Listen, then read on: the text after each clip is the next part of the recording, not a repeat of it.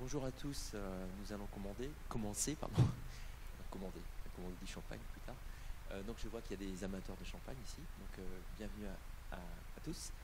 Donc j'ai le très grand plaisir d'introduire Gérard Liger-Belair, donc qui nous vient de l'université de Reims Champagne-Ardenne, et va nous parler de champagne. Alors, Gérard a créé une équipe à l'URCA, à l'université de Reims, qui s'appelle Effervescence, Champagne et Application. Et donc, le gros de ses activités concerne évidemment la modélisation, l'étude du champagne sous toutes ses formes. Alors, vous allez entendre parler de vin effervescent, de champagne, évidemment, de bulles, de mousse, de gaz dissous, de bouchons, d'oxygénation, mais aussi, bizarrement, d'écoulement supersonique. Voilà, donc tout ça va nous être exposé par Gérard, qui va nous en parler bien mieux que moi. Donc Gérard, je te laisse la parole. Merci, merci beaucoup Robert. Bonjour à toutes et à tous. Déjà merci pour l'invitation de l'Institut physique de Rennes dans ce très bel endroit. Je suis très heureux d'être devant vous. Donc comme vous l'a dit Robert, je pense qu'on a une petite heure devant nous pour évoquer. Alors j'ai fait une petite synthèse des travaux qu'on mène à Reims depuis maintenant une petite vingtaine d'années et depuis une petite dizaine d'années au GSMA. Donc mathématique principale, c'est effectivement l'étude des bulles et des mousses dans les liquides sursaturés en gaz dissous, avec évidemment un focus particulier, vu la région d'où je viens, sur le champagne et les vins effervescents. Donc l'idée là pendant la petite heure qu'on a devant nous, ça va être de faire une espèce de dégustation virtuelle. On va regarder toutes les étapes d'abord de l'élaboration du champagne, et puis on ira jusqu'à évidemment la dégustation, en passant par le débouchage de la bouteille. On va faire toutes ces étapes sous l'angle de la science, et vous verrez qu'avec les outils auxquels on a eu accès, j'espère que vous n'allez plus vivre une dégustation de champagne ou de vin effervescent tout à fait de la même façon. Il y a vraiment des choses absolument étonnantes qui méritent d'être montrées, à la fois parce qu'elles sont belles, mais aussi parce que scientifiquement, il y a vraiment des choses à creuser qui sont assez étonnantes et parfois extrêmement complexes. Alors avant de rentrer vraiment dans le vif du sujet, un petit rappel sur la molécule phare. Alors nous, notre molécule phare, c'est évidemment le dioxyde de carbone dissous. C'est le dioxyde de carbone dissous en grande quantité dans le vin qui va être responsable de la formation des bulles en dégustation. On va voir exactement d'où il vient. Alors tout commence évidemment, comme toujours, avec le vin à la vendange. Donc sur l'AOC Champagne, sur le territoire champenois, on cultive essentiellement 3 cépages. Donc c'est les races de raisins, si vous voulez. Il y a un cépage blanc qui s'appelle le chardonnay, et 2 cépages noirs qui sont le pinot noir et le pinot meunier. On cueille le raisin, on le presse, on obtient un jus. Alors ce jus, on l'appelle le mou, c'est le mou de raisin, qui se trouve bien sûr être extrêmement sucré, et on va faire subir à ce mou de raisin une première fermentation alcoolique. Donc on rajoute des levures, les levures vont consommer le sucre à disposition pour le transformer progressivement en éthanol et en dioxyde de carbone. Donc vous voyez que dès cette étape-là, on voit l'apparition de la molécule de dioxyde carbonique. Alors on va essayer de garder des ordres de grandeur en tête, c'est assez spectaculaire. Dans chaque litre de mou qui va partir en fermentation, il y a la production d'à peu près 50 litres de dioxyde de carbone. Mais la quasi-totalité de ce dioxyde de carbone qui est formé pendant la première fermentation alcoolique va retourner à l'atmosphère parce qu'on fermente en cuve ouverte. Donc ça n'est pas ce CO2-là qui va rester dissous et permettre ensuite en dégustation la formation des bulles. À la fin de cette première étape, on a ce qu'on appelle un vin de base. Donc on a transformé un jus de raisin en un vin parce qu'on a produit de l'éthanol, mais il est appelé tranquille par opposition à effervescent. Donc on a affaire à un vin qui n'est pas encore en capacité de faire des bulles. La deuxième étape qui, elle, va être absolument fondamentale du point de vue de l'effervescence, c'est ce qu'on appelle la prise de mousse. Alors qu'est-ce que c'est que la prise de mousse? Ça n'est finalement pas autre chose qu'une deuxième fermentation alcoolique, mais qu'on va cette fois-ci provoquer dans un système clos. Le vin de base qu'on a obtenu après la première fermentation alcoolique, on va le mettre maintenant dans des bouteilles. On va rajouter du sucre et des levures, puisque la totalité du sucre qui était présent naturellement dans le jus a été transformé lors de la première fermentation alcoolique. Donc on doit rajouter du sucre à cette étape-là. pour repartir pour une seconde fermentation alcoolique, mais cette fois-ci, vous voyez que cette bouteille, évidemment, elle a été obturée. Alors, elle n'est pas obturée dans une première étape par un bouchon, elle est obturée par une capsule. C'est des capsules identiques à celles qu'on utilise pour obturer les bouteilles de bière. C'est tout à fait les mêmes capsules. Donc, on est reparti pour une fermentation alcoolique. Donc, le sucre va être à nouveau transformé par les levures en alcool et en dioxyde de carbone. Mais cette fois-ci, la différence fondamentale, c'est que notre dioxyde de carbone, il est physiquement piégé dans le flacon. Donc, sous l'effet de la loi qu'on appelle la loi de Henry, il y a une partie du dioxyde de carbone qui va rester en phase gazeuse, donc dans l'espace de tête gazeux de la bouteille.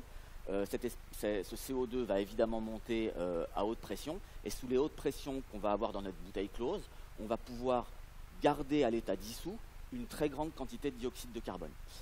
Alors je vous ai mis ici la pression qu'on atteint dans le flacon en fonction de la température à laquelle on fait la prise de mousse. Alors généralement les prises de mousse, elles se font à température de cave. Allez, grosso modo, on est entre 12 et 14 degrés. Donc vous voyez qu'une fois qu'on a terminé notre prise de mousse, on a des pressions qui sont de l'ordre de 6 bars. Je vous ai mis aussi les 3 flacons les plus utilisés en Champagne. La bouteille standard, c'est la courbe verte. La courbe rouge, c'est le magnum, donc l'équivalent de 2 bouteilles. Et la demi-bouteille, c'est la courbe bleue. Donc vous voyez qu'on a des petites différences significatives entre les 3 flacons, mais on a évidemment les mêmes tendances. Et l'ordre de grandeur, en fin de prise de mousse, on se retrouve avec des pressions qui sont quand même de l'ordre de 6 bars dans notre bouteille fermée après prise de mousse, à température de cave, grosso modo du degré. Mais vous voyez qu'on a une très très forte incidence de la température. Si cette bouteille, vous la prenez et puis que vous la mettez quelques heures à la température ambiante, vous voyez qu'allègrement, on va monter à une pression de l'ordre de 8 bars. Donc on a une très forte sensibilité de notre système à la température. Alors, sous cette très forte pression de la bouteille à la fin de la prise de mousse, la bouteille standard de 75 centilitres, elle va être capable de conserver à l'état dissous, sous l'effet de la loi de Henry, à peu près 9 grammes de dioxyde de carbone. Alors, dit comme ça, c'est pas très parlant, mais si on transforme ces 9 grammes de CO2 et qu'on les met sous 1 bar et à 20 degrés, et bien vous voyez qu'on obtient l'équivalent de quasiment 5 litres de dioxyde de carbone qui sont physiquement dissous dans une seule bouteille de 75 centilitres. Et c'est évidemment ces 5 litres de dioxyde de carbone qui vont être le réservoir pour faire de l'effervescence ensuite en dégustation. Donc vous voyez qu'on a un fort contenu gazeux qui va permettre à notre système, une fois qu'on aura débouché la bouteille, de pouvoir faire des bulles pendant plusieurs dizaines de minutes. On a un très gros réservoir de CO2 pour l'effervescence. Et ben on est parti pour notre dégustation virtuelle. Alors je passe une étape qui est importante, qui s'appelle le dégorgement. Je vous rappelle qu'on a une bouteille qui est obturée par une capsule. Vous, quand vous achetez une bouteille de champagne, évidemment que ça n'est pas une capsule, mais un bouchon en liège qui referme la bouteille. Ça se fait à l'étape du dégorgement. On retire les levures mortes et on remplace la capsule par un bouchon en liège. Donc je passe cette étape qui est importante, mais nous, on va aller directement dans le vif du sujet. On va maintenant partir pour une dégustation de champagne qui commence évidemment par le débouchage de la bouteille. Donc là, je vais vous montrer un petit film qui doit durer peut-être 1 minute 30. On a utilisé une caméra rapide pour regarder les phénomènes qui ont lieu au moment même du débouchage de la bouteille. Voilà, là vous avez l'apparition d'un nuage de condensation. Je décrirai le phénomène juste après. On va juste profiter là des images qui sont assez spectaculaires. Voilà, regardez aussi ce petit nuage bleuté. J'expliquerai pourquoi. Et puis regardez aussi cette ligne. Voilà, ça va intéresser Robert et Abdesamad. C'est ce dont on discute tout à l'heure au laboratoire. La dépression qui a lieu au moment du débouchage a littéralement atomisé l'interface. Et vous voyez que dans certains cas, ça c'est ce qu'on appelle une bouteille gerbeuse. Dans certains cas, la bouteille n'a pas du tout été secouée, mais elle est extrêmement nerveuse. Et au moment du débouchage, on a des nucléations de bulles qui apparaissent dans le cœur de la bouteille. Et ces bulles vont grossir et très très vite faire finalement littéralement déborder la bouteille. Donc ça c'est ce qu'on appelle des cuvées gerbeuses. C'est un des problèmes qui existent dans l'industrie du champagne et des vins effervescents. C'est bien sûr pas du tout quelque chose qui est souhaitable quand on achète une bouteille de champagne, qu'on la déguste froide et non secouée, d'assister à du gerbage. Alors je reviens sur quelques éléments que vous avez pu voir sur le film. On s'était intéressé, quand on a fait ce travail-là il y a quelques années, à l'influence de la température sur l'instant même du débouchage. On avait On avait acquis un lot de bouteilles de champagne et pour tester la température, on avait stocké une partie de ce lot à 12 degrés et l'autre partie à 20 degrés. Alors on va déjà décrire ce qui se passe pour notre lot qui a été stocké à 12 degrés. Donc rappelez-vous, 12 degrés, c'est à peu près la température de cave. On se retrouve avec des bouteilles qui sont à peu près sous 6 bars de pression. Qu'est-ce qui se passe? Le bouchon saute et vous voyez que instantanément, on a l'apparition d'un petit nuage blanc-gris au-dessus du goulot de la bouteille. Alors là, j'ai envie de dire, il n'y a pas vraiment un grand mystère, c'est des choses qui étaient évidemment connues depuis bien longtemps. Qu'est-ce qu'on est en train de faire au moment du débouchage? On fait ce qu'on appelle une décompression adiabatique. Donc le gaz carbonique qui est sous pression ici, sous 6 bars de pression, au moment où le bouchon saute, va retourner à la pression ambiante de 1 bar. Donc notre décompression adiabatique, elle va être associée à une très forte chute de la température du gaz, qui va se retrouver pendant quelques millisecondes à des températures de l'ordre de moins 75 degrés Celsius. C'est évidemment très froid. Dans l'air ambiant, vous avez de la vapeur d'eau.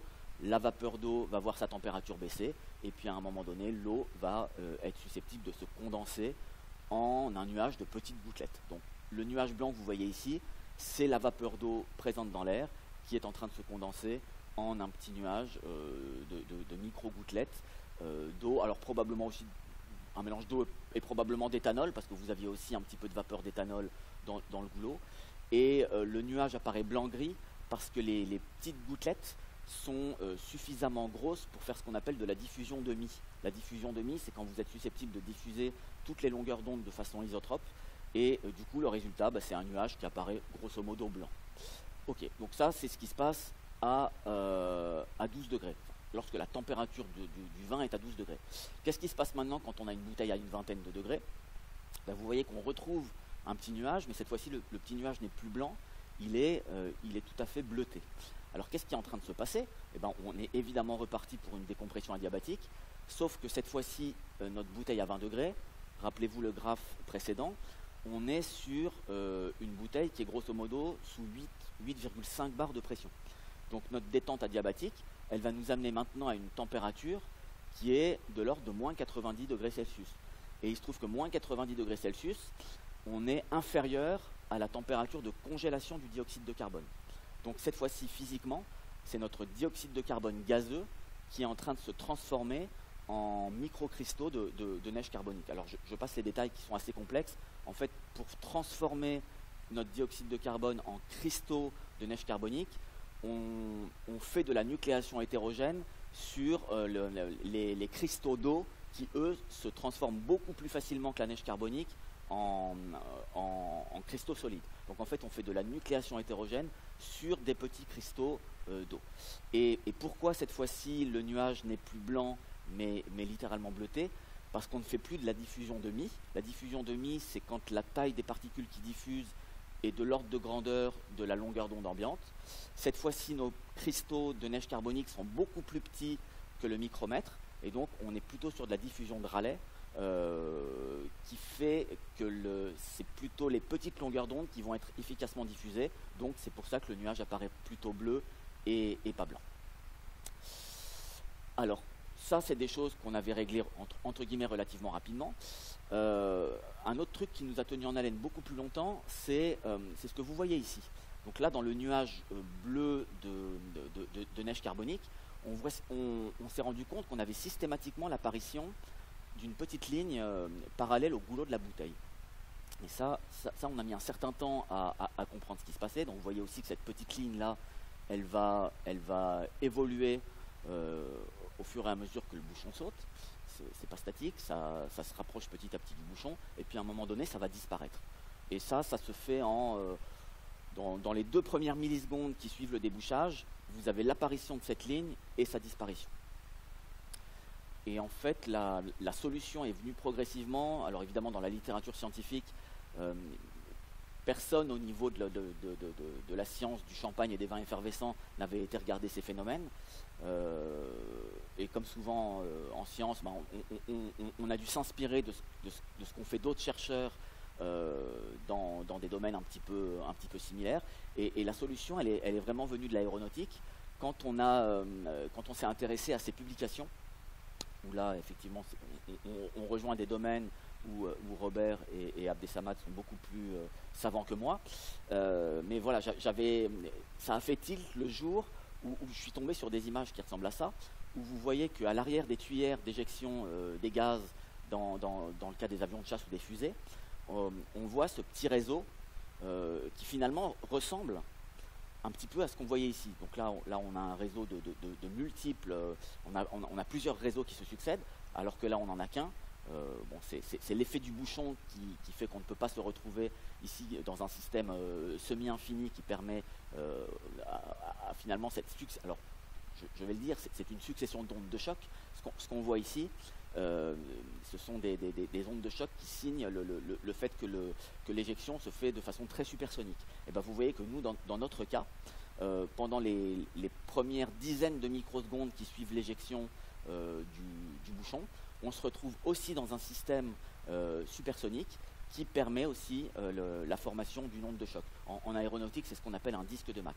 Alors quand on a commencé à faire ces observations-là, ben c'est là qu'on a eu la chance de se rapprocher de Robert George et d'Abdesamad, et notamment Abdesamad, qui s'est, je crois, pris au jeu, il me l'a montré ce matin, et il est parti sur des simulations des processus qu'on a pu mettre en évidence sur nos bouteilles de champagne.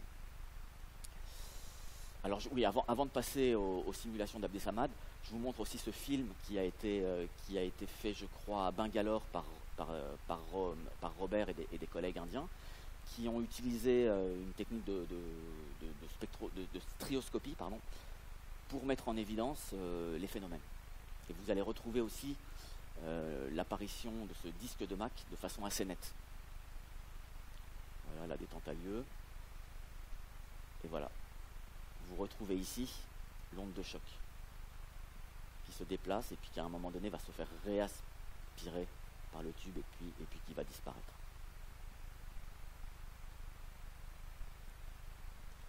Et voilà maintenant une des simulations qu'a fait Abdesamad des phénomènes. Et la simulation a permis de voir de multiples choses que l'observation expérimentale ne permet pas de voir, notamment ce réseau multiple ici. On retrouve bien ici au-dessus du goulot notre onde de choc, mais vous voyez qu'aussi latéralement on a ce réseau multiple d'ondes de choc qu'on n'a pas encore réussi à mettre en évidence de façon aussi claire. Enfin, si, il y a des manips très récentes qui ont été faites en Belgique où on a l'impression que les choses deviennent aussi plus nettes de ce côté-là. C'est des choses qu'on est en train de continuer à fouiller avec Robert et Abdesamad et nos collègues belges. Voilà, je vous l'ai mis ici sur cette très belle image instantanée où là vous retrouvez un réseau de multiples ondes de choc qui s'échappent de façon latérale. Alors une autre analogie qui est aussi amusante qu'on a fait assez récemment, toujours au niveau du débouchage, mais cette fois-ci, on n'a pas laissé le bouchon s'échapper librement sous l'effet de la pression. C'est un bouchon qu'on a retenu un petit peu quand on débouche une bouteille de champagne chez soi. On retient le bouchon, et cette fois-ci, le jet, il est parti de façon beaucoup plus douce et en latéral. Et regardez le résultat, peut-être que ça va faire tilt aussi, si vous avez vu des images en physique de l'atmosphère. On retrouve ici, dans le petit nuage de condensation qui s'échappe, vous retrouvez une espèce d'ondulation qui est très caractéristique dans certains phénomènes qui ont lieu dans l'atmosphère. C'est ce qu'on appelle des instabilités de Kelvin-Helmholtz, qu'on retrouve ici à la frontière entre la bande nuageuse et le ciel clair. Quand vous avez deux couches qui frottent l'une sur l'autre, on peut, dans certaines conditions, faire apparaître une ondulation qu'on appelle une instabilité de Kelvin-Helmholtz. Alors là, vous avez évidemment ici l'échelle d'un nuage, probablement plusieurs dizaines, voire plusieurs centaines de mètres, mais on retrouve des phénomènes similaires à l'échelle centimétrique du goulot de notre bouteille. C'est des choses qu'on est en train de continuer à fouiller aussi avec des collègues de notre laboratoire. Je ne résiste pas à mettre cette très belle... vous avez tous reconnu, je pense, le tableau de Van Gogh, La nuit étoilée. Probablement que sans le savoir, il a figé une très très belle instabilité de Kelvin-Helmholtz dans le ciel étoilé cette nuit-là. C'est assez extraordinaire ces analogies qu'on peut faire entre des phénomènes à différentes échelles. Alors, On a évoqué l'essentiel, à mon avis, de ce qu'il faut avoir vu et compris autour du débouchage. Et ben, une fois que la bouteille elle est débouchée, la suite chronologique de notre dégustation virtuelle, c'est évidemment le service du champagne. Donc je vous ai mis ici une photo tout à fait banale du service du champagne dans une flûte. On a envie de dire, ok, rien à signaler, si ce n'est qu'il y a une langue de champagne qui progressivement envahit notre flûte. Mais on sait très bien qu'on est en train de servir un liquide, le champagne, qui est très riche en dioxyde de carbone dissous. Et on sait très bien en physique des gaz dissous, quand vous mettez un liquide qui contient du gaz dissous en excès sous agitation, ça va accélérer l'échappement de ce gaz dissous. Alors on ne le voit pas évidemment dans le visible, parce que le dioxyde de carbone est invisible à l'œil nu, mais si je vous filme la scène avec une caméra infrarouge, cette fois-ci le dioxyde de carbone devient physiquement visible, puisque la molécule de CO2 absorbe évidemment dans l'infrarouge, et c'est ce que vous voyez ici, les volutes colorées qui s'écoulent le long de la flûte, c'est physiquement le dioxyde de carbone dissous qui est en train de s'échapper de façon massive de notre champagne. Et c'est évidemment pas une excellente nouvelle, parce que tout le CO2 dissous que vous allez perdre pendant les quelques secondes du service, c'est du CO2 dissous qui ne sera plus présent dans le liquide pour faire des bulles au moment de la dégustation. Alors la perte de CO2 au moment du service, elle est très importante. L'ordre de grandeur, c'est entre 30 et 40% du CO2 qui va disparaître pendant les quelques secondes du service et qui ne sera donc plus disponible pour faire des bulles au moment de la dégustation. Alors quand on déguste un champagne qui est jeune, c'est pas dramatique parce que le réservoir de CO2 est tellement important que même si on perd 40% au moment du service, vous avez encore potentiellement un réservoir de CO2 qui va vous permettre une effervescence pendant plusieurs dizaines de secondes. Par contre, si vous êtes amateur de vieux champagne, de vieux vins effervescents, c'est plus du tout la même histoire. Quand vous achetez un vieux millésime de champagne ou de vin effervescent, c'est un vin qui a vieilli longtemps, plusieurs années, et il se trouve que le bouchon ou la capsule qu'on a utilisé pour élaborer le vin, ça n'est pas un obturateur qui est 100%, alors oui, c'est 100% hermétique au liquide, mais ce n'est pas du tout 100% hermétique au transfert de gaz. Et comme vous avez affaire à une bouteille sous pression, eh ben, du dioxyde de carbone va fuir progressivement au fil des ans de votre bouteille. Et quand on laisse vieillir des champagnes et des vins effervescents plusieurs années, voire plusieurs décennies pour les cuvées les plus prestigieuses, quand vous ouvrez cette bouteille qui a vieilli longtemps, ben, elle ne contient plus du tout, rappelez-vous, hein, l'ordre de grandeur, c'était à peu près 9 grammes de CO2 par bouteille standard.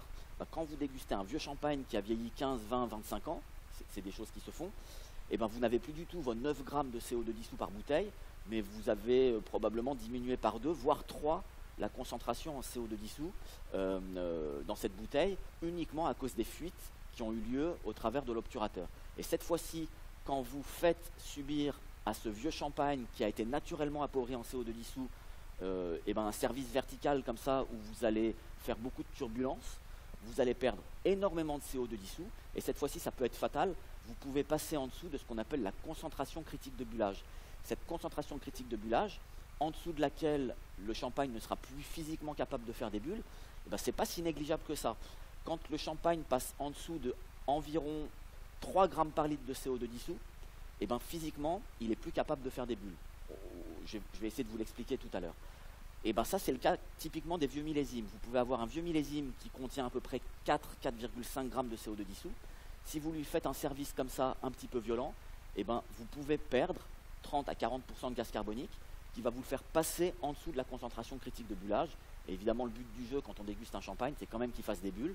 Et bien là, le problème, c'est qu'il ne fera plus de bulles s'il est passé en dessous de cette concentration qui est autour de 3 grammes par litre de CO2 dissous. Alors il y a une façon assez simple de limiter les dégâts, c'est de tout simplement pencher la flûte. En penchant la flûte, vous faites moins de turbulences et vous perdez moins de dioxyde de carbone dissous. Vous passez à peu près de moins 40% de CO2 perdu ici à seulement moins 20% si vous inclinez votre flûte. Et ça fait plusieurs dizaines de secondes supplémentaires d'effervescence au cours de la dégustation.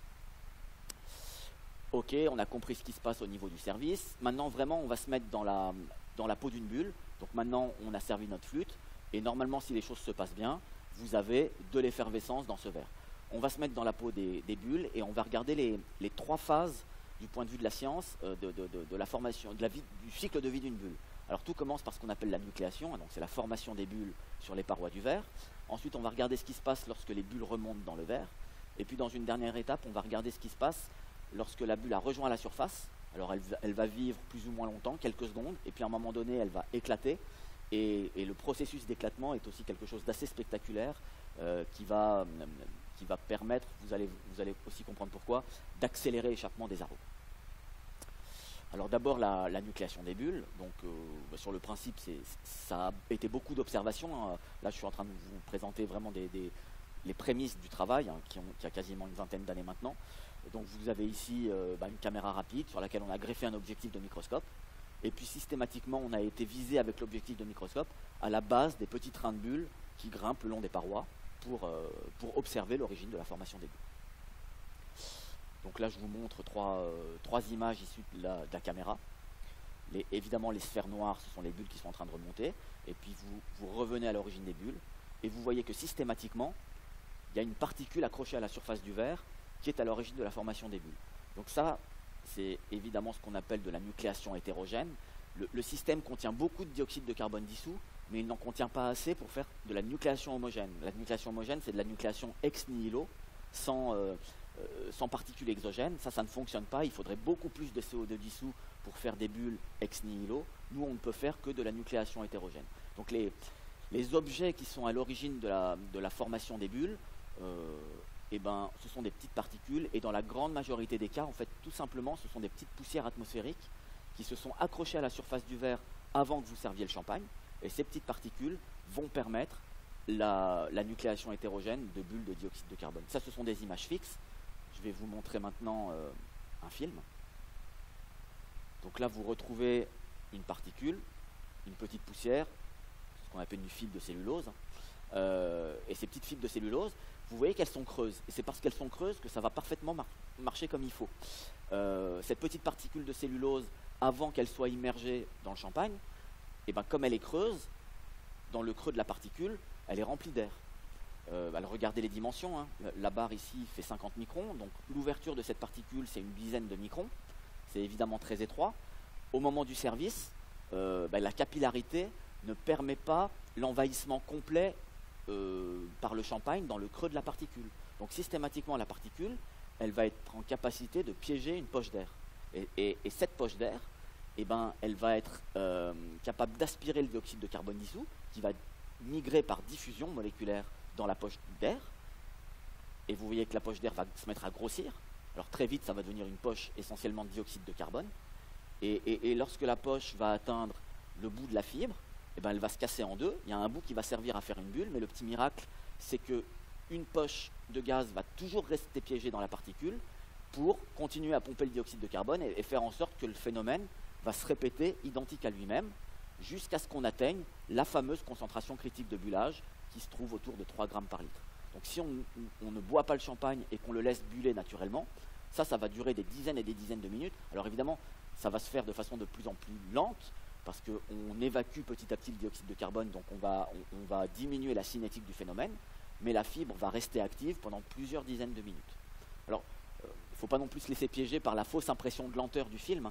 On a filmé probablement à 1000 images secondes, et là on restitue le film au ralenti, mais en fait dans la vraie vie, cette petite particule, elle est en train de recracher à peu près 10 bulles toutes les secondes. Donc c'est un système extrêmement actif qui permet de relarguer.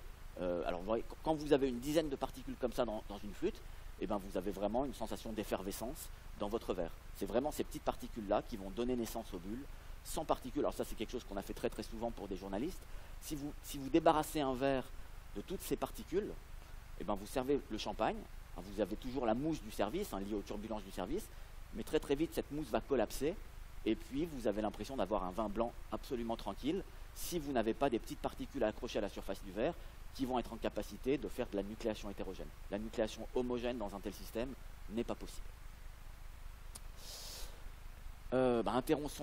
Intéressons-nous maintenant aux bulles lorsqu'elles remontent dans le verre. Elles se décrochent de leurs petites particules et puis vont remonter sous l'effet de la poussée d'Archimède dans le verre pour rejoindre la surface.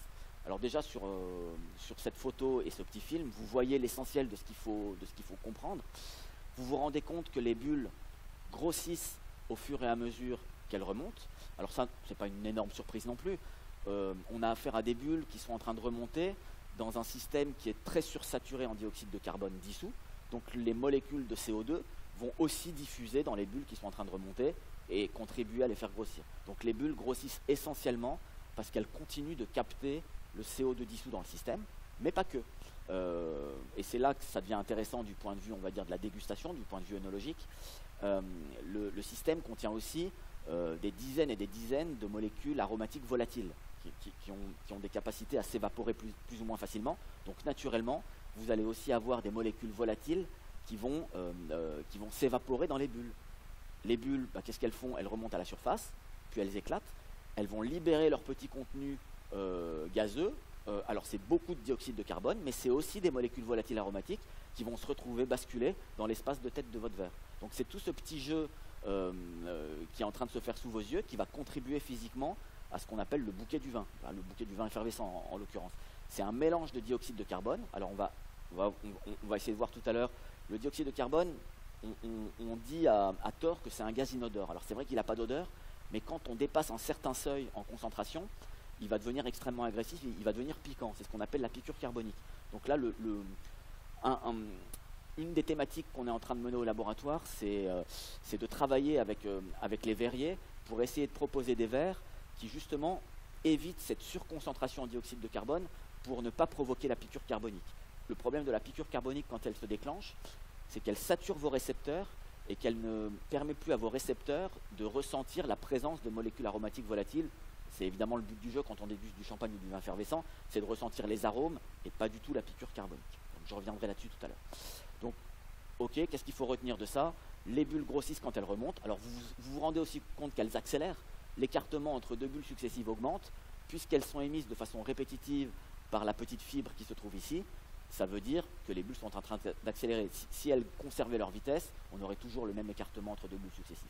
Donc les bulles augmentent de volume parce qu'elles captent du CO2 et des molécules volatiles, elles accélèrent et tout ça va se retrouver à la surface et au moment où elles éclatent, elles vont libérer leur petit contenu gazeux.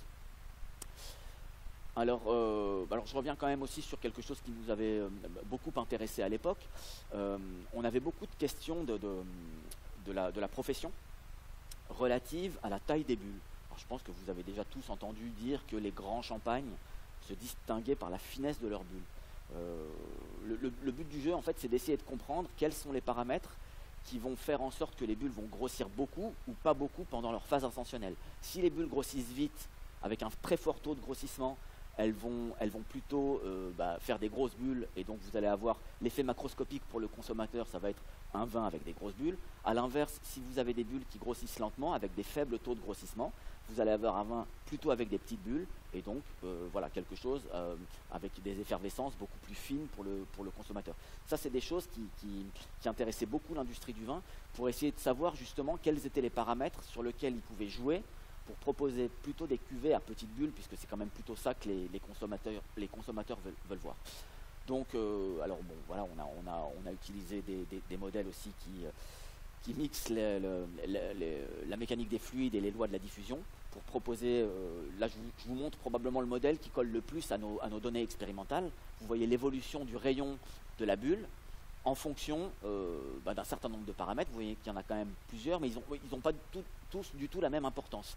Je vais juste évoquer avec vous les deux paramètres qui sont les plus importants pour expliquer la taille des bulles dans le verre.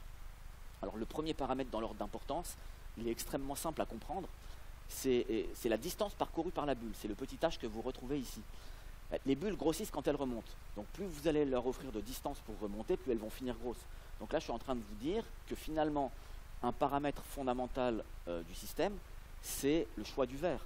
Si vous décidez de déguster votre champagne dans une flûte longue et étroite, on va avoir des distances à remonter pour les bulles qui sont importantes, donc des bulles qui vont naturellement finir plus grosses. A l'inverse, si vous décidez de déguster dans une coupe qui est évasée avec une faible hauteur de service, vous avez des faibles distances à remonter pour les bulles, donc des bulles qui vont plutôt rester fines. Donc vraiment un des acteurs majeurs quand on s'intéresse à la taille des bulles, c'est vraiment le choix du verre. Ça va conditionner pour beaucoup la taille des bulles. Et un autre paramètre aussi qui est assez simple à comprendre qui conditionne la taille des bulles, c'est la concentration en dioxyde de carbone dissous.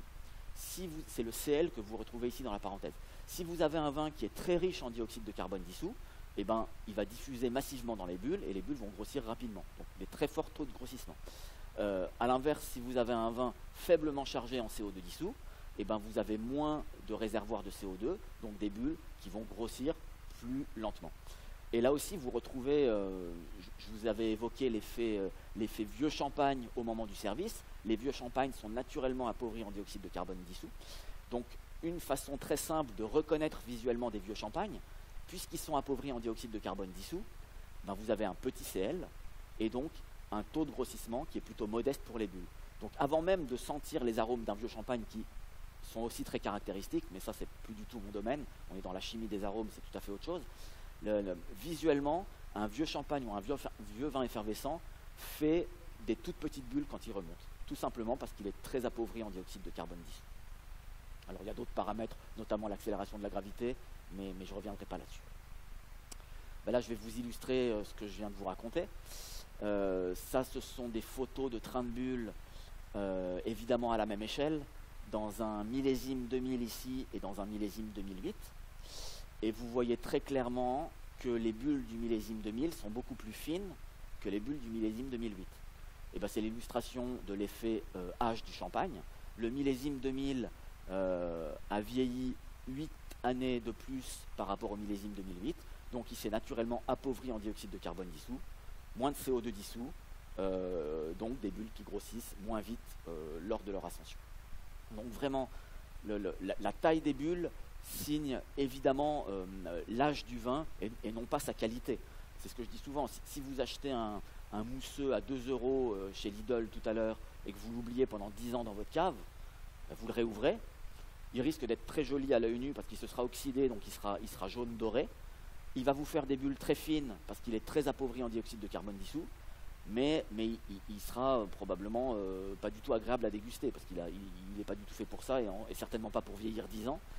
Mais par contre, à l'œil, il sera très joli et il vous fera des bulles très fines. Donc c'est quand même une erreur d'associer la finesse des bulles avec les qualités du produit qu'on est en train de déguster. La finesse des bulles signe avant tout l'appauvrissement en CO2 dissous, donc le plus souvent l'âge du vin.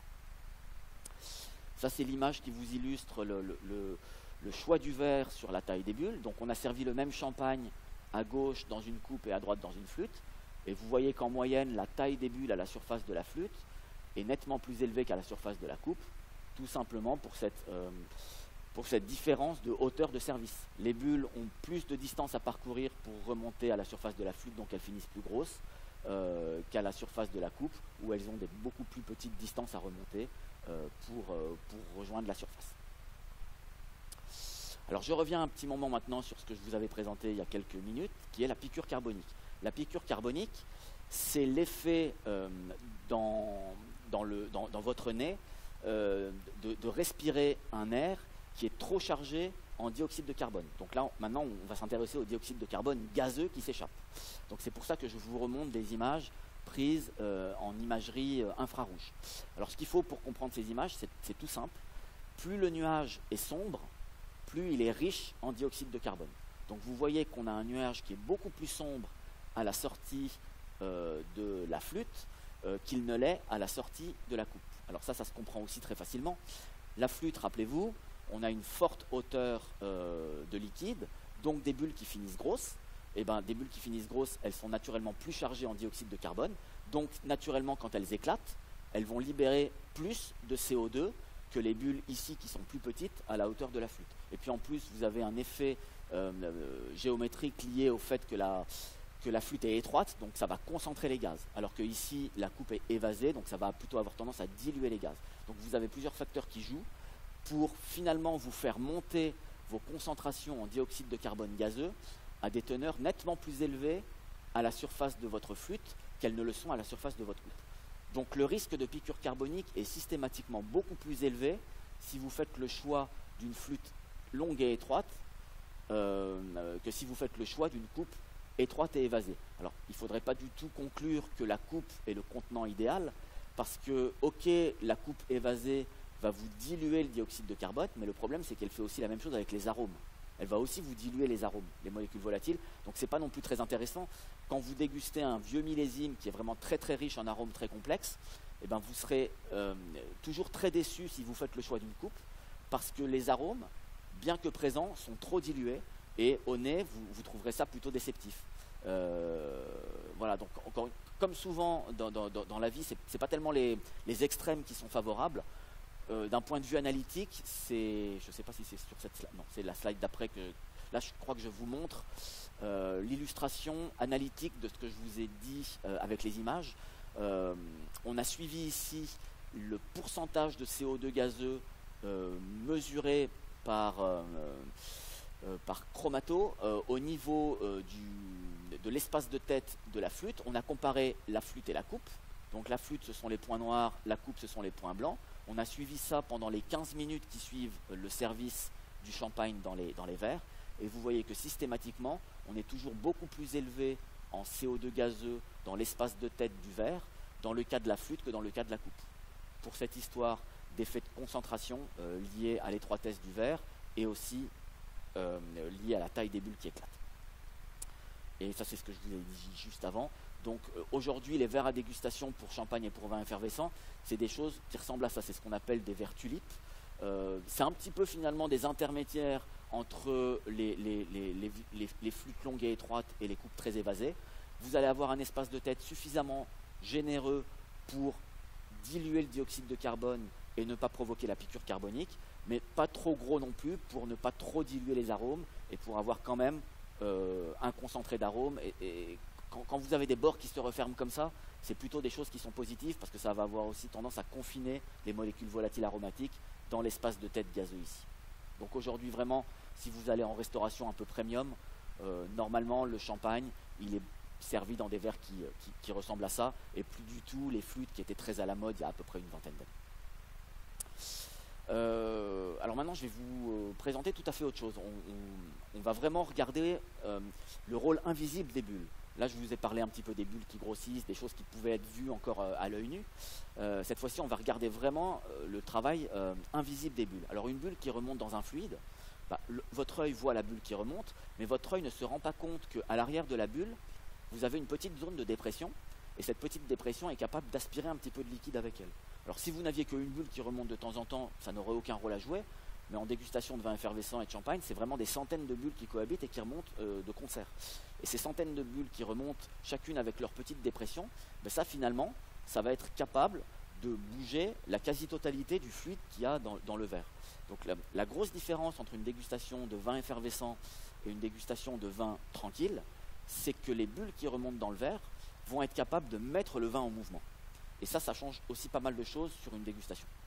Alors on a utilisé une technique qu'on appelle la tomographie laser pour voir les mouvements qui sont invisibles à l'œil nu. Je ne rentre pas dans les détails.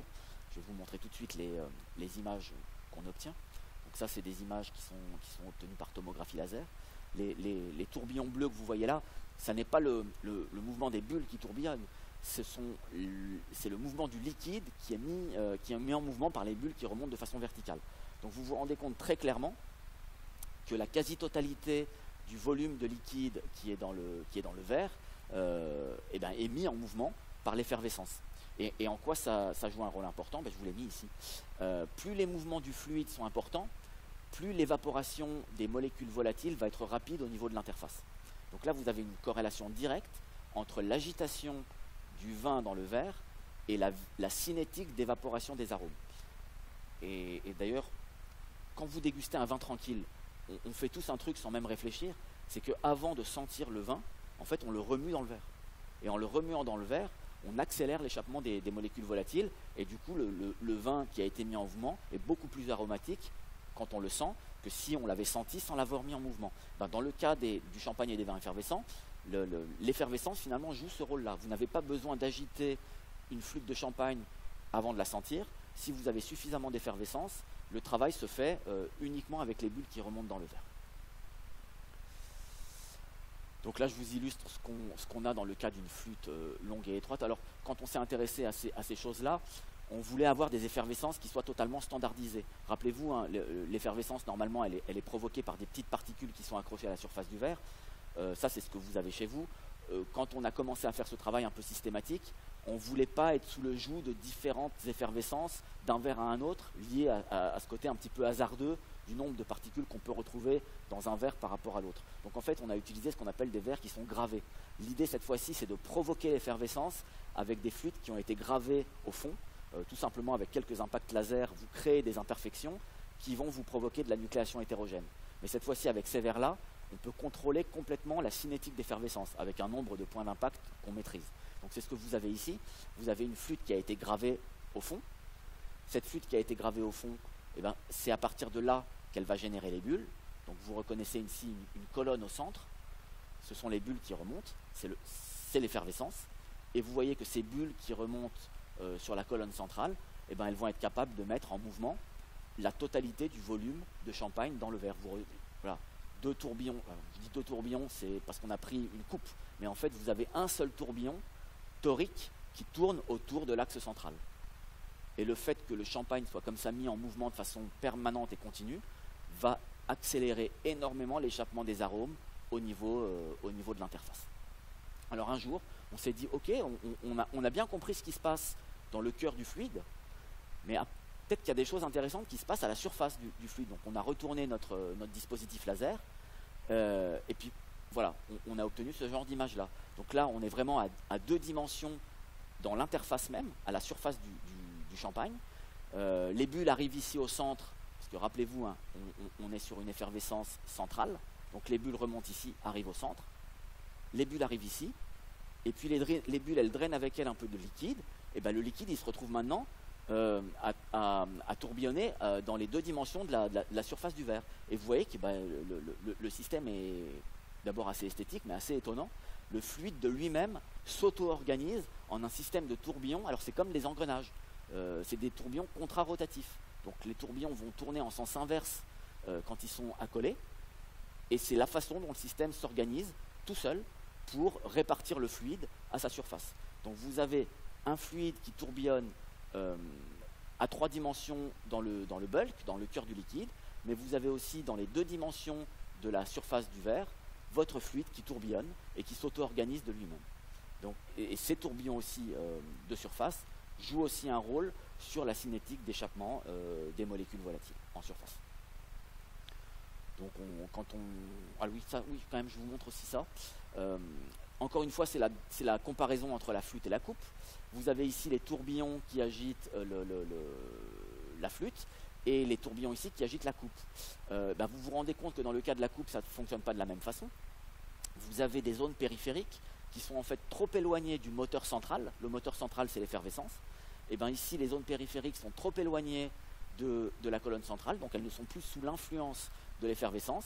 Et vous voyez que ce sont des zones qui se retrouvent finalement complètement au repos. On les a appelées des zones mortes, à la différence de la zone centrale qui, elle, va être parfaitement mise en agitation par l'effervescence qui remonte ici au centre. Donc là aussi, on a un système extrêmement complexe et qui va se comporter de façon très différente de la flûte, qui, elle, est agitée de façon tout à fait homogène. Ici, de toute évidence, le dioxyde de carbone et les volatiles vont s'échapper de façon bien plus efficace au centre du système qu'en périphérie. Donc encore une fois, vous voyez l'importance de la géométrie du verre sur la façon dont tout ça va fonctionner. Bon, évidemment, encore une fois, je vous montre des choses à la surface. Je ne sais plus qui est la flûte, qui est la coupe. Bref, vous avez aussi des différences de vitesse de tourbillon et de nombre de rotations en fonction de la géométrie du verre. Ici, je crois qu'on en compte 8. Ici, on en compte 6. Et ils n'ont pas non plus la même vitesse. Donc, vous avez compris que le système était dans le petit volume du verre, vous avez des tas de phénomènes qui concourent. Alors, c'est toujours l'effervescence, le moteur du système. Et puis, vous voyez ensuite que le fluide s'y met, la géométrie du verre aussi. Et tout ça, ça va concourir à l'effet que vous allez avoir quand vous allez mettre votre nez au-dessus de votre verre. C'est le jeu combiné de tout ça qui va vous créer finalement le bouquet du vin. On arrive gentiment sur la toute dernière étape du cycle de vie de la bulle. On va regarder comment les bulles éclatent en surface. Donc les bulles ont rejoint la surface. Elles vont vivre plus ou moins longtemps et à un moment donné, elles vont éclater. Donc là, je vous ai mis ici à gauche une photo de ce qu'on peut voir à la surface d'une flûte de champagne. Et ici, au-dessus de votre verre de soda que vous êtes en train de vous servir. Vous voyez qu'il y a quelque chose qui revient, qui est constant. Vous avez l'apparition d'un petit aérosol de gouttelettes au-dessus de la surface de votre verre. Alors c'est évidemment les bulles qui éclatent qui vous créent cet aérosol de gouttelettes. Je rentrerai dans les détails juste après. Mais sur le principe, ça fonctionne, ce petit système-là, ça fonctionne un petit peu comme un brumisateur de parfum. Quand vous appuyez sur un brumisateur de parfum, là vous avez ici dans votre flacon le parfum à l'état liquide. quand vous appuyez sur le petit bouton poussoir ici, votre parfum va ressortir de la buse et va se faire atomiser en des centaines de milliers de petites gouttelettes qui vont se disperser dans l'air, qui vont se balader avec une certaine vitesse, qui vont frotter contre l'air et qui vont s'évaporer pendant leur temps de trajet. Et en s'évaporant, c'est bien parce que le liquide s'évapore que vous ressentez instantanément les arômes. Il faut absolument que vous passiez de la phase liquide à la phase gazeuse. Et ben, vous voyez que ça passe par un aérosol. Et ben, les choses vont se passer un petit peu de la même façon au-dessus de votre flûte de champagne. Vous allez avoir les bulles qui éclatent et qui vont, on verra juste après comment ça va marcher, mais les bulles qui éclatent vont vous disperser des petites gouttelettes au-dessus de la surface de votre verre. Ces petites gouttelettes vont se déplacer à très haute vitesse, plusieurs mètres par seconde. Ça va frotter contre l'air, ça va s'évaporer de façon très efficace.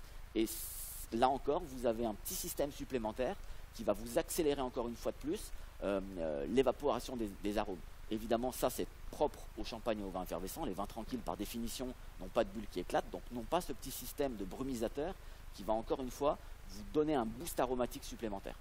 Donc ça, c'est les principes de base. Maintenant, on va regarder vraiment à l'échelle de la bulle comment tout ça, ça fonctionne. Alors la bulle, avant d'éclater, ça ressemble à ça.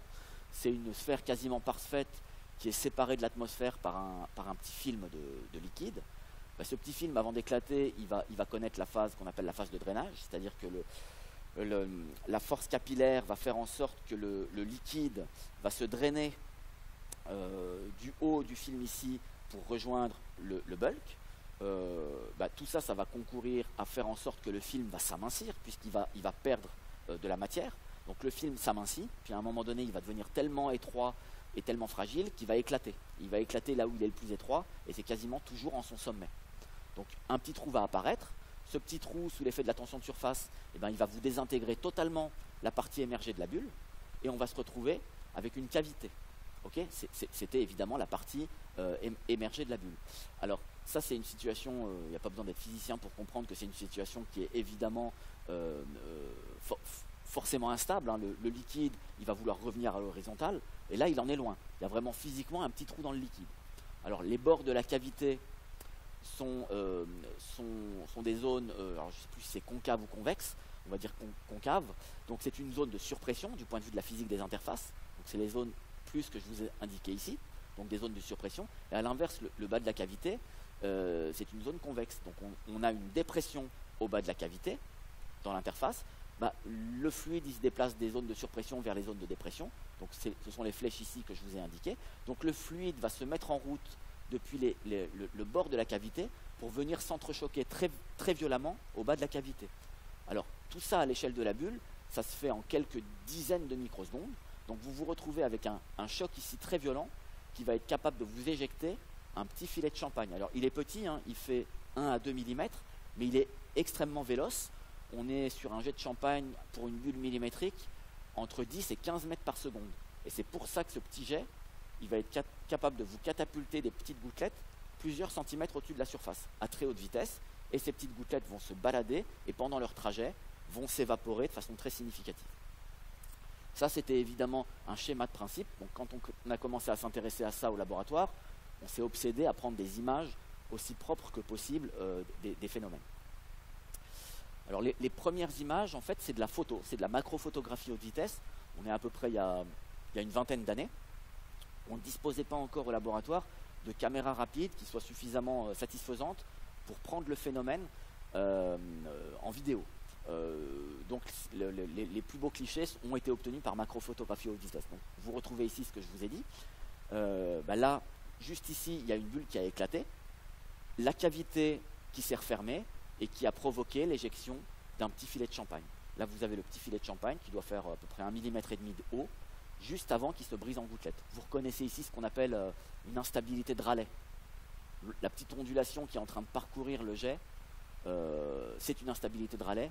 Et c'est cette instabilité qui va casser le jet en de multiples gouttelettes qui vont se retrouver catapultées à haute vitesse vers le haut de l'espace gazeux.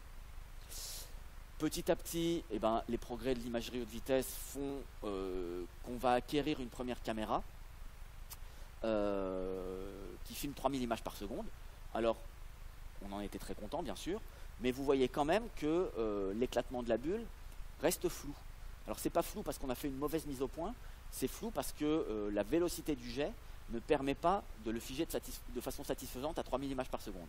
Donc vous voyez quand même le jet qui se forme, qui se casse en petites gouttelettes qui vont remonter, mais du point de vue de l'imagerie, on a eu la chance de pouvoir collaborer avec une équipe parisienne, l'Institut Jean Leron d'Alembert, qui a mis à notre disposition pendant quelques jours une caméra en 2015 qui était susceptible de filmer 50 000 images par seconde. Et là, vous allez voir que le phénomène est parfaitement net.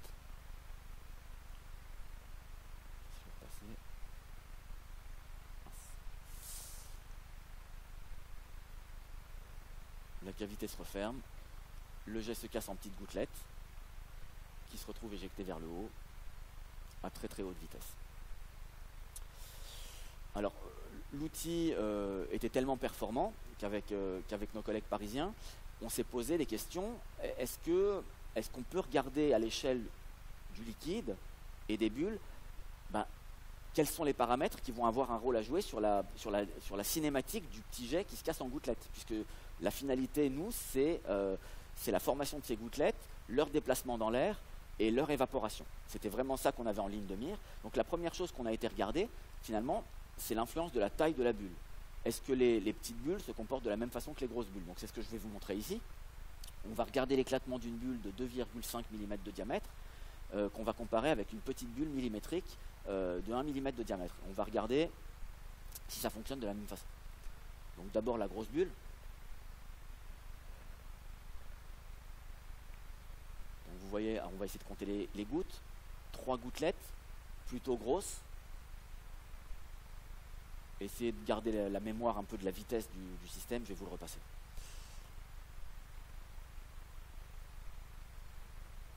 Le film se casse, la cavité se referme, bim, les gouttes sont éjectées, 3 grosses gouttes, relativement lentes. Ok. Regardez maintenant ce qui se passe avec notre petite bulle.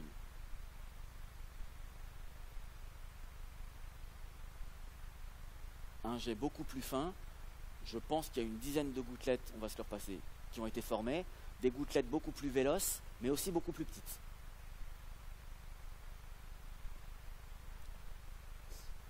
Jet beaucoup plus rapide, gouttelettes très fines, beaucoup plus nombreuses, beaucoup plus rapides. Qui dit beaucoup plus rapide, dit frottement contre l'air beaucoup plus efficace, donc plus d'évaporation. Je vais vous poser la question, à votre avis, c'est laquelle de ces deux bulles qui, du point de vue de la cinétique d'échappement des arômes via les gouttelettes, qui est la plus efficace d'après vous? Est-ce que c'est la grosse goutte ou est-ce que c'est la petite goutte? La grosse bulle ou la petite bulle? En général, les gens, ils me donnent quasiment toujours la même réponse. Ouais, et c'est ce que j'aurais pensé aussi. On a envie de dire que c'est la petite bulle qui va être beaucoup plus efficace parce qu'elle forme des petites gouttelettes beaucoup plus rapides et beaucoup plus nombreuses. Mais en fait, c'est pas aussi clair que ça. Elle a un gros défaut, la petite bulle, c'est qu'en fait, les gouttelettes qui sont formées sont très petites et du coup, elles offrent une petite surface d'évaporation. Et ça, c'est assez défavorable. Alors, tous les autres paramètres sont bons. Les gouttelettes sont rapides, donc s'évaporent bien, et elles sont nombreuses. Mais le problème, c'est que les gouttes sont tellement petites qu'elles ont une faible surface d'évaporation. Alors, le seul avantage de la grosse bulle, vous l'avez compris, je pense, c'est qu'en fait, les gouttelettes sont grosses, donc elles offrent une forte surface d'évaporation. Malheureusement, elles sont peu nombreuses et elles sont très lentes. Mais finalement, encore une fois, comme souvent, alors tout ça, là, je ne vous ai pas montré tous les aspects, on va dire, simulation. Nos collègues parisiens ont aussi utilisé toutes les lois de la mécanique des fluides pour regarder, finalement, d'un point de vue théorique, quelle était la bulle la plus efficace quand on s'intéresse uniquement aux gouttes produites et à l'évaporation. Et finalement, ce n'est pas les grosses bulles, ce n'est pas les petites bulles, ce seraient des bulles de taille intermédiaire qui feraient à peu près 1,5 mm de diamètre. Quand on déroule toutes les équations de la mécanique des fluides, ce sont ces bulles de taille intermédiaire qui, via la formation des gouttelettes, engendrent le maximum d'évaporation des molécules volatiles. Donc, dans un monde parfait, la bulle idéale du point de vue des arômes, quand on s'intéresse à la dégustation d'un champagne ou d'un vin effervescent, ce serait grosso modo une bulle de 1,5 mm de diamètre. Alors, on continue le travail. Maintenant, on s'intéresse aussi à d'autres paramètres que je n'ai pas évoqués. On peut aussi s'amuser à modifier la tension de surface, on peut s'amuser à modifier la viscosité. C'est aussi des paramètres qui vont rentrer en compte dans le jeu des équations et qui ont aussi quelque chose à raconter. Là, je vous ai juste raconté l'influence de la taille de la bulle, mais vous avez aussi les paramètres physico-chimiques du liquide qui ont aussi, eux, une histoire à raconter. Allez, 2-3 minutes et puis on va finir. Là, je vous montre aussi des images qui sont finalement assez vieilles, mais qui sont intéressantes à commenter. On s'est intéressé à la dynamique d'éclatement des bulles dans les radeaux de bulles qui peuvent apparaître à la surface quand on est proche du versement. Quand vous venez de vous servir votre flûte, eh ben, vous avez encore énormément d'effervescence, donc des bulles qui vont souvent faire des monocouches à la surface et qui vont quasi la remplir en totalité. Et toujours par macrophotographie haute vitesse, vous voyez qu'on se rend compte, là je vous ai mis une zone cerclée de blanc, il y a des zones où les bulles apparaissent totalement déformées, elles perdent totalement leur forme sphérique. Qu'est-ce qui est en train de se passer? Je pense que vous l'avez anticipé. Au centre de ces structures-là, vous avez une bulle qui est en train d'éclater, et la bulle qui est en train d'éclater, rappelez-vous, c'est une petite dépression du point de vue de la physique des interfaces. Et cette petite dépression, elle va être capable d'aspirer les bulles qui sont voisines du phénomène. Dépression, petite aspiration des bulles voisines qui vont se retrouver complètement déformées à faire des petites structures comme ça en forme de fleurs. Je crois que j'ai une autre photo aussi en vue oblique, là qui est encore plus spectaculaire. La bulle ici, elle vient d'éclater, donc le film a disparu. Il vous reste la cavité centrale qui est une forte zone de dépression, et vous voyez que cette dépression aspire littéralement les bulles voisines. Quand on s'était intéressé à ça il y a quelques années, en fait on s'était dit que peut-être que les bulles voisines d'un éclatement se faisaient tellement déformées qu'elles n'allaient pas supporter ça et qu'en retour elles allaient éclater, et on avait imaginé des scénarios d'éclatement en cascade en fait, où une bulle qui éclate était capable finalement de faire éclater tout un réseau de monocouches de bulles. En fait ça ne se passe pas comme ça. Les bulles qui se font déformer, à cette échelle-là, les bulles c'est des objets assez solides. Alors elles sont très déformées, mais elles vont récupérer très rapidement. Elles sont tellement élastiques qu'elles vont récupérer leur forme sphérique en quelques microsecondes. Donc non, il n'y a pas d'éclatement en cascade quand une bulle éclate dans un système de monocouches de bulles comme ça. Et je crois que je vais terminer là-dessus. Je vous remercie de votre attention. Et ça, merci aussi aux partenaires qui nous accompagnent depuis maintenant une petite vingtaine d'années.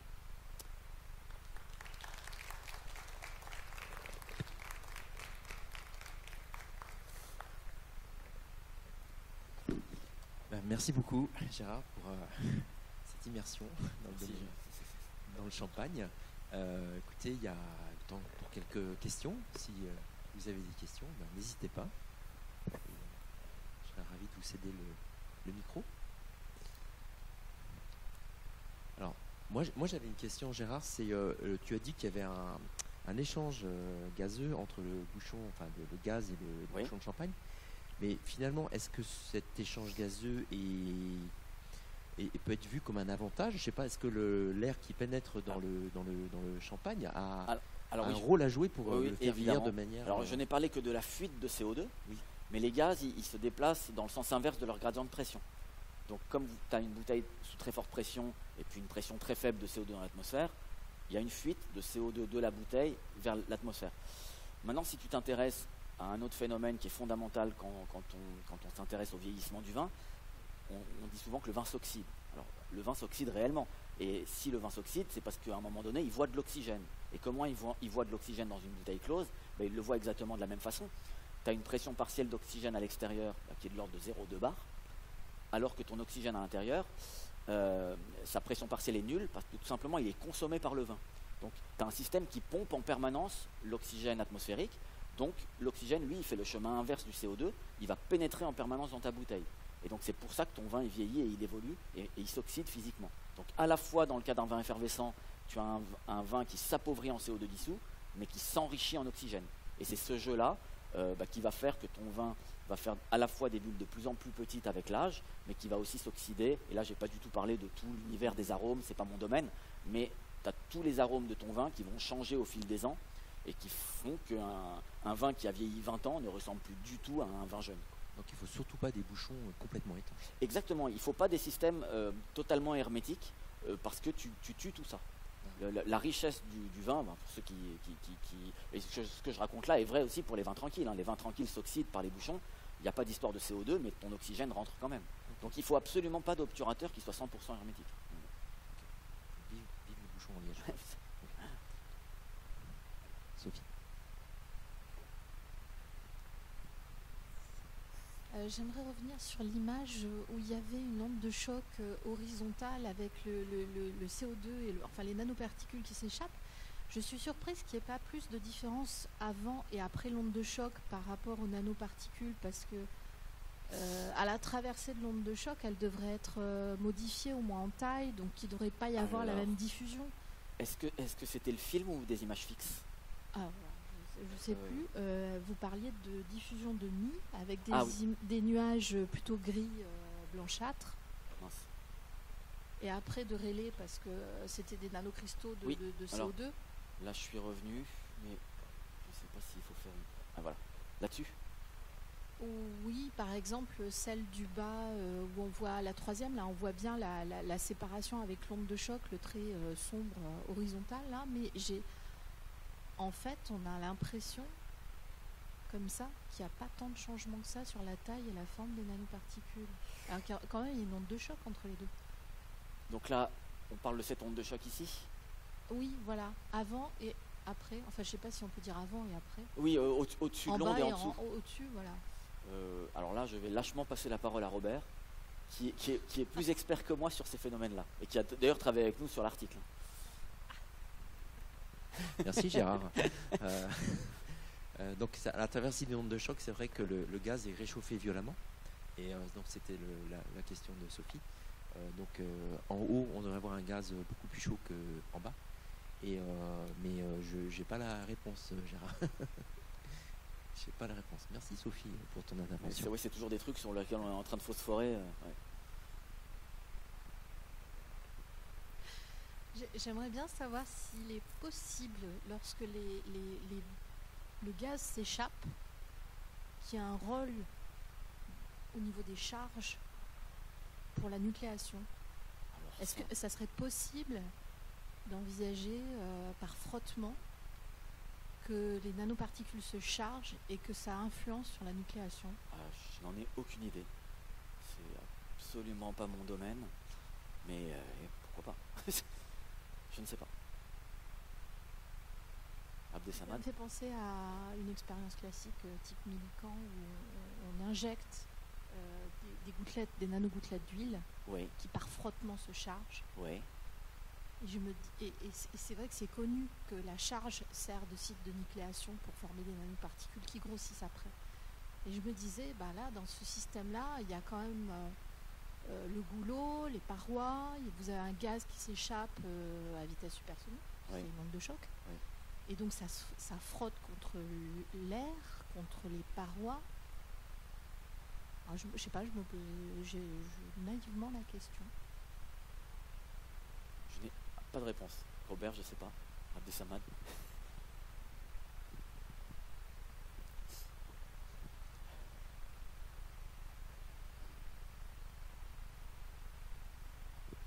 Bonjour. Merci beaucoup pour votre présentation. On reste non pas un peu sur sa faim, mais un peu sur sa soif. Indépendamment de la morphologie du verre et de l'âge de la bouteille qu'on va verser, quel est le paramètre majeur qui joue sur la taille de ces bulles? Parce que, par exemple, un Montlouis va avoir des bulles beaucoup plus grosses qu'un Vouvray peut-être. Quel est le paramètre majeur? Alors, les deux majeurs, c'est ceux que j'ai évoqués. C'est à la fois le choix du verre et donc de la hauteur de remplissage. Et le numéro 2, qui vient juste après, c'est la concentration en CO2 dissous. Si vous avez des différences significatives de concentration en CO2 dissous, vous allez avoir des vitesses de grossissement de bulles qui vont changer. Plus vous avez de CO2, plus la vitesse de grossissement est importante. Donc là, je ne sais pas si vous m'avez donné deux exemples sur lesquels vous avez constaté qu'il y avait des différences de taille de bulles, mais je mettrai ma main à couper qu'elles sont liées à des différences de concentration en CO2 dissous dans le milieu.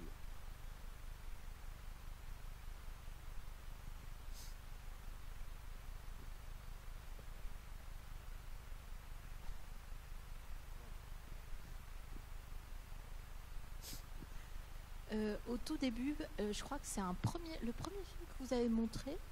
Il y a un bouchon de champagne qui est éjecté et le gaz oscille Oui. dans le goulot. Là. Alors oui, on va regarder le film.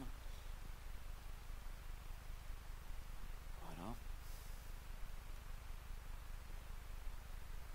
Tout à fait. Je crois qu'on le voit juste Voilà. après ça. Ouais. Là, on le devine, et là, on le verra mieux, je crois. Voilà. Alors là, ce qui se passe, c'est... En fait, il y a une onde stationnaire qui se balade là-dedans. C'est comme le tuyau d'une flûte de Pan, en fait. Vous avez le bang du bouchon qui saute, qui va se réfléchir entre le goulot et l'interface. Et les fréquences d'oscillation, elles correspondent bien avec l'équation du système, en fait. On oscille à peu près entre 600 et 700 Hz. C'est ça que vous voyez là, l'espèce de respiration, c'est ça.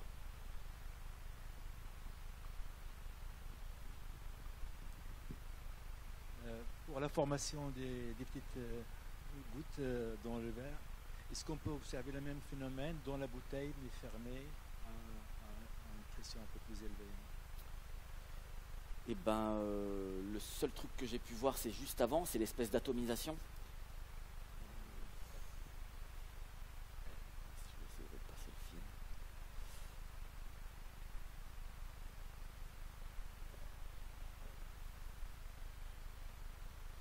C'est ce qu'on voit à un moment donné au niveau de l'interface qui s'atomise en...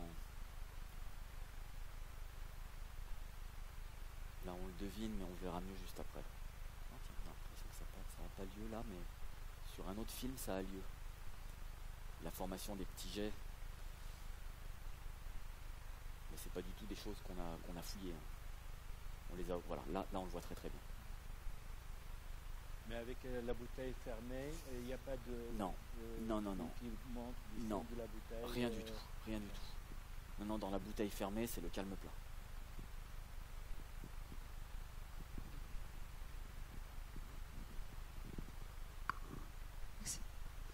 Merci, Monsieur Bull. Merci. Et vraiment, vous êtes Et est-ce que vous pouvez parler un peu de vos parcours photographie, du côté esthétique? Oui, avec plaisir. Oui, moi je suis venu à ce travail il y a une vingtaine d'années. C'était d'abord de l'imagerie qui m'avait intéressé. C'est vrai que quand j'étais adolescent, j'avais fait énormément de photos, et notamment de macro-photos d'insectes. Et donc c'est le côté un peu visuel qui m'avait capté. Là on est dans les années 90. Et bien avant ma thèse, je m'étais demandé si l'industrie des boissons à bulles avait regardé ces choses-là de près. Et donc je m'étais amusé chez moi, on faisait pas de numérique, avant on faisait de l'argentique. Donc j'avais un laboratoire, et je m'étais amusé à prendre des photos en gros plan, avec des techniques macro, de mousse de bière, de limonade, de choses comme ça. Et déjà j'avais vu des petites structures que j'avais trouvées jolies. Et là c'est vraiment les tout débuts. Et un jour je me suis dit, après tout, pourquoi pas. Et j'ai tout envoyé chez Moët et Chandon. Et je leur ai dit, mais est-ce que par hasard vous avez regardé votre boisson sous cet angle-là? Et c'est comme ça que la thèse a commencé. Ils m'ont dit, non, venez, on fait une thèse avec nous à l'université de Reims.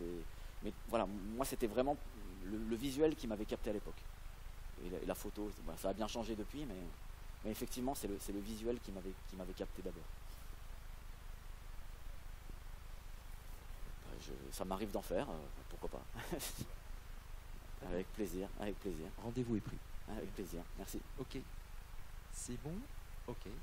Écoutez, on va remercier Gérard encore, et puis... Merci. Merci à vous. Et à bientôt pour une nouvelle conférence de l'IPR.